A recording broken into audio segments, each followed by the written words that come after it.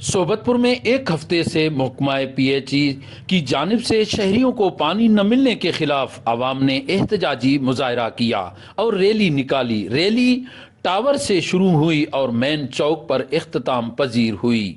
मुजाहिरीन ने वश न्यूज़ से बातचीत करते हुए बताया, माह रमज़ान का मुक़द्दस महीना है और जून से लेकर इस वक्त तक जो पीएचई 4-4 दिन 3-3 दिन मुसलसल अवाम को पानी नहीं दे रही है। इस हवाले से आज पाकिस्तान जमीयत उलमा इस्लाम पाकिस्तान, शेरानी ग्रुप और पीटीआई बाजार यूनियन ने मिलजुल कर सिविल सोसाइटी ने जो है आज एहतजाज किया है पीएचई के हवाले से इनके खिलाफ।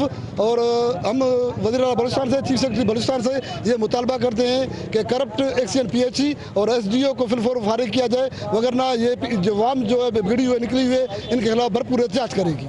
कि पीएचई एक हफ्ते से ज़्यादा गुजर चुका है, पानी बिल्कुल नहीं है।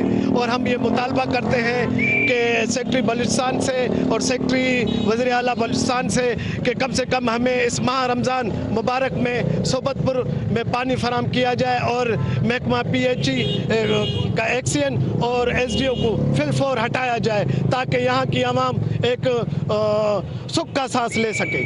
अब जरूरत इस अमर की है कि महकमा पीएचई सोबतपुर के शहरियों को पानी की फरहमी को यकीनी बनाए ताकि रमजानुल मुबारक और गर्मियों में रोजादारों और शहरियों की मुश्किलात में कमी आ सके। सरदार बंगुल जई, वश न्यूज़, सोबतपुर।